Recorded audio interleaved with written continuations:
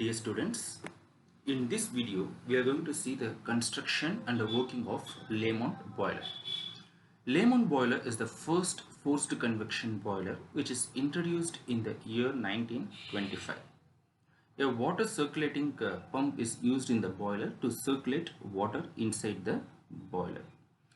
This pump is driven by the steam turbine which uses steam of the boiler. It is used in the power plant industries to generate electricity.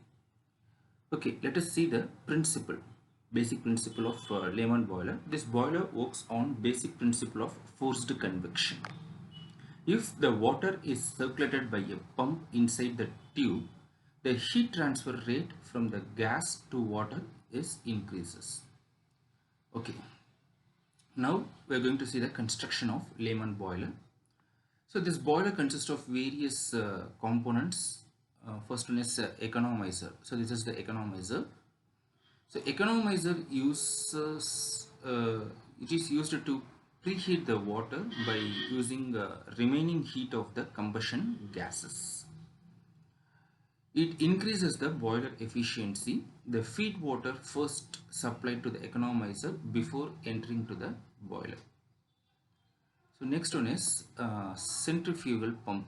So there are two pumps used in LAMONT boiler. One is feed pump and another one is circulating pump. Both are centrifugal type. The LAMONT boiler is a forced convection boiler. So a centrifugal pump is used to circulate water inside the boiler. This pump is driven by a steam turbine. The steam for the turbine is taken from the boiler itself. Next one is evaporator tube. So this is the evaporator tube. So the evaporator tube or can say water tubes are situated at the furnace wall, which increases the heating surface of a boiler. This is also at the upside and the downside of the furnace and other equipment. So the main function of these tubes to evaporate water into the steam. This also cools down the furnace wall. Next one is grate. So grate is not shown here. So it is the space in the furnace where the fuel is burned.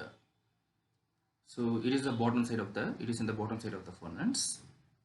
So next one is the furnace. So this is the furnace side wall. So in the LAMONT boiler, vertical furnace is used and the main function is to burn the fuel. So next, superheater. So this red color line is superheater. So the steam generated by the evaporator tube is saturated steam. So from the evaporator, the steam is generated and that steam is saturated steam. If it directly used in steam turbine can cause the corrosion. So the saturated steam sends to the superheater where it can increase the temperature of the steam. So the moisture content will be reduced. So next one is water steam separator drum.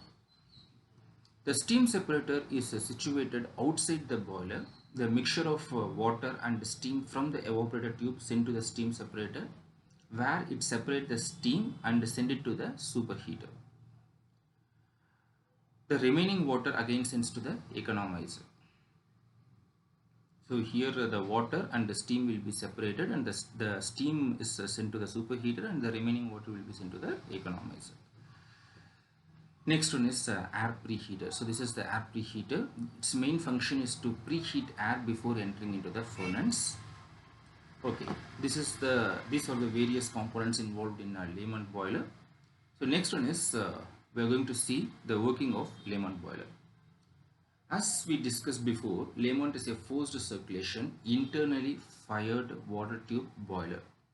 The fuel is burned inside the boiler and the water is circulating by a centrifugal pump through the evaporator tubes, radiant evaporator tubes. The working of the boiler is a feed pump forces the water into the economizer. So feed pump, this is the feed pump which supplies or forces the water from the hot well to the economizer. So this is the first step where the temperature of the water gets increased. This water forced into the evaporator tube. So evaporator tube by using a centrifugal pump driven by the steam turbine. Water passes 10 to 15 times into the evaporator tube. The mixture of saturated steam and water is formed inside the tube. So this mixture sends to the steam separator. This is the steam separator drum which is outside the boiler. The steam from the separator sends to the superheater where the saturated steam converts into superheated steam. The water again sends to the economizer where it again passes by the evaporator tubes. The air from the air preheater enters into the furnace. So this is the air preheater which through this air preheater air from the atmosphere is sent into the furnace. The flue gases first heat the evaporator tube, then passes by the superheater. So these gases from the superheater again used to preheat the air into air preheater before exhaust into the atmosphere. So the working pressure of this boiler is above 170 bar and have the steam generation capacity of about 50,000 kilogram per hour at temperature of 773 Kelvin. Okay, let us see the advantages. So it is a high pressure boiler.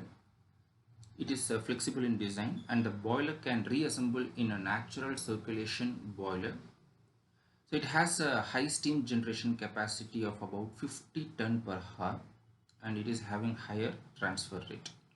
So this question may be asked in 13 marks in a 9 university examinations. Drawing, this is the schematic constructional view of a LAMONT boiler. So this drawing, construction, working, advantages are important. Prepare will. Thank you.